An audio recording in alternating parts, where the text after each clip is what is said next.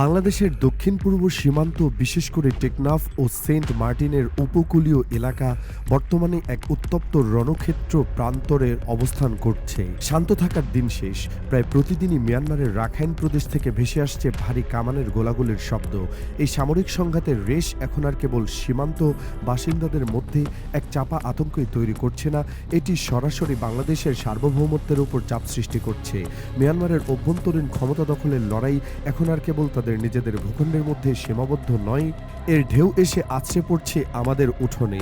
এই জটিল ও ভয়াবহ পরিস্থিতিতে রাখাইনের ক্ষমতার লড়াইয়ে নতুন এক রক্তক্ষয়ী অধ্যায়ের সূচনা হতে চলেছে, যেখানে আরাকান আর্মির একচ্ছত্র আধিপত্যকে চ্যালেঞ্জ জানাতে নতুন রূপে, নতুন শক্তিতে ও অত্যাধুনিক অস্ত্রে সজ্জিত হয়ে মাঠে নেমেছে আরাকান রোহিঙ্গা সালভেশন আর্মি বা আরসা।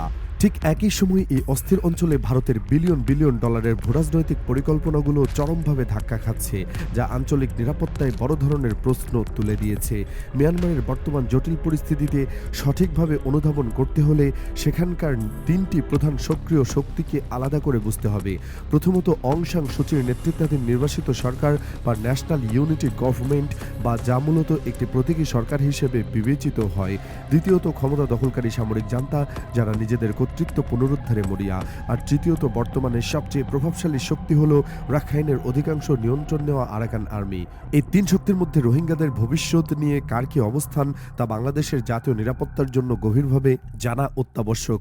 সম্প্রতি এক সরকারি বক্তব্যে বাংলাদেশ সেনাবাহিনীর chief of general staff lieutenant general S M Kamrul Hasan একটি অত্যন্ত গুরুত্বপূর্ণ ও সংবেদনশীল তথ্য প্রকাশ করেছেন, যা নিরাপত্তা বিশ্লেষকদের জন্য নতুন করে ভাবার জন্ম দিয়েছে।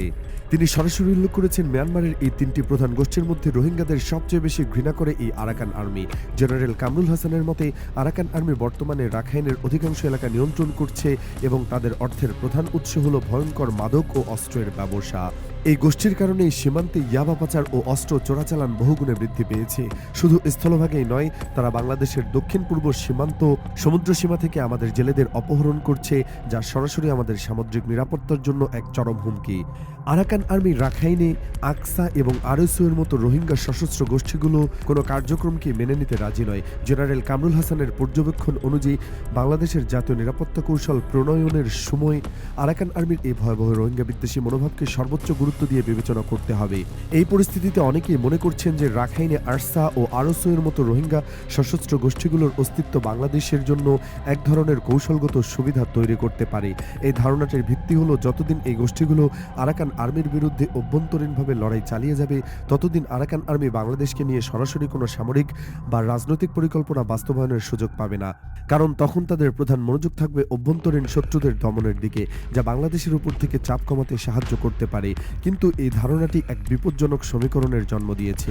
এই সংঘাতময় প্রেক্ষাপটে বৃহৎ শক্তিগুলোর ভূমিকা নিয়ে, বিশেষ করে ভারতের ভূমিকা নিয়ে বিশেষভাবে গুরুত্বপূর্ণ প্রশ্ন উঠেছে।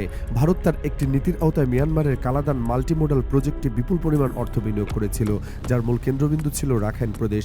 কিন্তু আরাকান আর্মির অপ্রত্যাশিত দ্রুত উত্থানের ফলে ভারতের সেই $100 কোটি প্রকল্পটি এখন প্রায় মুখ থুবড়ে পড়েছে। রাখাইনের নিয়ন্ত্রণ আরাকান আর্মির হাতে চলে যাওয়ায় ভারত সেখানে এক প্রকার কোণঠাসা হয়ে পড়েছে। এমন একটি নিরাপত্তা মহলে প্রচলিত আছে যে রাখাইনে নিজেদের গুরুত্বপূর্ণ পরিকল্পনা ব্যর্থ হওয়ায় ভারত তার ক্ষোভের বহিঃপ্রকাশ ঘটাচ্ছে বাংলাদেশের পার্বত্য চট্টগ্রামকে অস্থির করে তোলার চেষ্টার মাধ্যমে। ভারত কখনোই চায় না রোহিঙ্গা সমস্যা স্থায়ী কোনো সমাধান হোক, কারণ এই অঞ্চলের সামগ্রিক অস্থিরতা তাদের ভূরাজনৈতিক স্বার্থ হাসিলের সহায়তা করে। কিন্তু এখন ভূরাজনীতির চালকে হাওয়া বদলাচ্ছে, যা ঢাকা ও দিল্লি উভয়কেই নতুন করে ভাবতে বাধ্য করছে। আর এই পরিবর্তনের সবচেয়ে বড় ও মারাত্মক চিহ্ন হলো নতুন রূপে নতুন সাজে আরসার আবির্ভাব। সম্প্রতি প্রকাশিত কিছু ছবি ও ভিডিও পুরো অঞ্চলের নিরাপত্তা বিশ্লেষকদের জন্য নতুন করে ভাবার জন্য এক চরম বার্তা দিয়েছে। প্রথমবারের মতো আরসার যোদ্ধাদের মাথায় দেখা গেছে অত্যাধুনিক ব্যালিস্টিক হেলমেট। এগুলো সাধারণ কোনো হেলমেট নয়, এগুলো মডুলার ইন্টিগ্রেটেড কমিউনিকেশন হেলমেট ক্যাটাগরির। এই হেলমেটগুলো সাধারণত বিশ্বের বিভিন্ন দেশের বিশেষ বাহিনীর সদস্যরা ব্যবহার করে। এই বুলেট প্রুফ হেলমেটগুলো 9 মিলিমিটার পিস্তলের গুলি থেকে মাথাকে পুরো পুরোপুরি সুরক্ষা দিতে সক্ষম। শুধু তাই নয়, এই হেলমেটগুলো night vision device, thermal camera এবং অন্যান্য কমিউনিকেশন সরঞ্জাম যুক্ত করার জন্য বিশেষভাবে রেল সিস্টেম রয়েছে। এই রোহিঙ্গা গোষ্ঠীর হাতে এই মানের সামরিক সরঞ্জাম থাকা এটাই প্রমাণ করে যে তাদের পেছনে কোনো বিদেশি শক্তির সুস্পষ্ট সমর্থন রয়েছে। অর্থাৎ রাখাইন ইস্যুতে সরাসরি বাংলাদেশ জড়িয়ে না পড়লেও অন্য কোনো দেশ এরই মধ্যে সেখানে নিজেদের খেলা শুরু করে দিয়েছে। এই অত্যাধুনিক হেলমেটগুলোই চোখে আঙুল দিয়ে দেখিয়ে দিচ্ছে যে রাখাইনের লড়াই এক নতুন ও ভয়ঙ্কর মোড় নিয়ে যাচ্ছে, যা আঞ্চলিক স্থিতিশীলতার জন্য বিপদজনক। আরসার শক্তির বৃদ্ধির প্রমাণ কেবল এই প্রযুক্তিগত হেলমেটেই সীমাবদ্ধ নয়। তাদের হাতে এখন দেখা যাচ্ছে চীনের তৈরি বিখ্যাত FNG MD65 রাইফেল। এটি রাশিয়ার বিখ্যাত AK সিরিজের রাইফেলের উপর ভিত্তি করে তৈরি একটি উন্নত সংস্করণ। এটি একটি সিলেক্টিভ ফায়ার রাইফেল, যা প্রয়োজনে অটোমেটিক ও সেমি অটোমেটিক উভয় ধরনের ব্যবহার করা যায়। একসময় এই রাইফেল হাঙ্গেরিয়ান এবং প্যারাট্রুপার বা বিশেষ সেনারা ব্যবহার করত। এর কম্প্যাক্ট ডিজাইনের জন্য ভিয়েতনাম যুদ্ধ থেকে শুরু করে আফগানিস্তানের পুলিশ বাহিনীও এই রাইফেল ব্যবহার করছে। এখন বড় প্রশ্ন হলো, ইউরোপের এই শক্তি সামরিক অস্ত্র মিয়ানমারের গহীন জঙ্গলে আরসার হাতে পৌঁছলো কে? এর একটাই সম্ভাব্য উত্তর হলো আন্তর্জাতিক অস্ত্রের কালোবাজার এবং তার পেছনে থাকা শক্তিশালী কোনো পক্ষ, যে পক্ষটি কোনোভাবেই চায় না রাখাইনি, আরাকান আর্মি বা মিয়ানমারের যান্ত্রা একচ্ছত্র নিয়ন্ত্রণ প্রতিষ্ঠিত হোক। এই নতুন সমীকরণ বাংলাদেশের জন্য একই সম্ভাবনা ও গভীর ঝুঁকি তৈরি করেছে।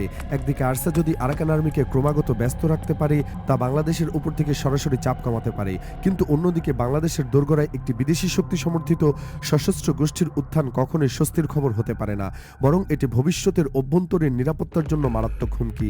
এই জটিল পরিস্থিতিতে বাংলাদেশের করণীয় কি? যখন এক সীমান্তে আরাকান আর্মির মতো গোষ্ঠীর চোখ রাঙাচ্ছে এবং অন্যদিকে পার্বত্য চট্টগ্রামে নতুন করে অস্থিরতা তৈরির চেষ্টা চলছে, তখন দেশের নিরাপত্তা বিশেষজ্ঞরা কঠোর ও দ্রুত পদক্ষেপের কথা বলছেন। অবসরপ্রাপ্ত মেজর জেনারেল ফজলে ইলাহি আকবর স্পষ্ট মত দিয়েছেন যে বাংলাদেশের পার্বত্য চট্টগ্রামে পুরো সীমান্ত কাঁটাতারের বেড়া দিয়ে সুরক্ষিত করা উচিত। তিনি সরাসরি ভারতকে উদাহরণ টেনে এনেছেন। তার বক্তব্যে ভারতও যদি তার চারপাশে সীমান্ত বেড়া দিতে পারে, তাহলে বাংলাদেশ কেন এত গুরুত্বপূর্ণ পার্বত্য চট্টগ্রাম সীমান্তে এই কাজ করতে পারবে না? তার মতে ভারত থেকে যে কোনো ধরনের আন্তঃসীমান্ত চলাচল শতভাগ বন্ধ করতে হবে। তিনি পার্বত্য অঞ্চলের আদিবাসীদের উদ্দেশ্যেও একটি স্পষ্ট বার্তা দিয়েছেন। তাদের দ্রুত সিদ্ধান্ত নিতে হবে, তারা কি বাইরের কোনো শক্তির কথায় প্রভাবিত হবেন, নাকি বাংলাদেশের অংশ হিসাবে দেশের সার্বভৌমত্বের পক্ষে দৃঢ়ভাবে থাকবেন। এই বক্তব্য থেকে এটা স্পষ্ট যে দেশের নিরাপত্তা ব্যবস্থা নিয়ে নতুনভাবে ভাবার নীতি নির্ধারণের সময় এসেছে। বাংলাদেশের সামনের এখন পথটা অত্যন্ত কঠিন। একদিকে প্রায় 12 লক্ষ রোহিঙ্গার বিশাল মানবিক বোঝা, অন্যদিকে সীমান্তের ক্রমবর্ধমান সংঘাত ও নিরাপত্তা সংকট। মিয়ানমারের অভ্যন্তরীণ ক্ষমতার লড়াইয়ে বাংলাদেশের নিরপেক্ষ থাকার নীতি গ্রহণ করলেও সেই লড়াইয়ের আগুন এখন বাড়ির উঠোনে এসে পৌঁছেছে। আরাকান আর্মির মতো একটি রোহিঙ্গা বিদ্বেষী ও আন্তর্জাতিকভাবে স্বীকৃত অপরাধী সংগঠন যদি রাখাইনের পূর্ণ নিয়ন্ত্রণ প্রতিষ্ঠা করে, তবে ভবিষ্যতে রোহিঙ্গা প্রত্যাবাসন প্রক্রিয়া চিরতরে বন্ধ হয়ে যেতে পারে। একই সাথে তাদের মাদক ও অস্ত্রের নেটওয়ার্ক বাংলাদেশের জন্য এক দীর্ঘমেয়াদী নিরাপত্তা সংকট তৈরি করবে। অন্যদিকে আরসার মতো গোষ্ঠীর উত্থান ও তাদের পেছনে থাকা বিদেশি শক্তি বাংলাদেশের জন্য আরও নতুন মাথা ব্যথার কারণ। এই গোষ্ঠীগুলো যদি বাংলাদেশের ভূখণ্ড ব্যবহার করে বা শরণার্থী শিবিরগুলোতে তাদের প্রভাব বিস্তার করে, তবে তা দেশের অভ্যন্তরের স্থিতিশীলতার জন্য মারাত্মক হুমকি হয়ে দাঁড়াবে। এটি দেশের সামাজিক কাঠামোকে ধ্বংস করতে পারে। তাই বাংলাদেশকে এখন একটি বহুমুখী ও সক্রিয় প্রতিরক্ষা নীতি গ্রহণ করতে হবে। প্রথমত, যেমনটা নিরাপত্তা বিশেষজ্ঞরা জোর দিচ্ছেন, সীমান্তে নিরাপত্তা জোরদার করতে হবে।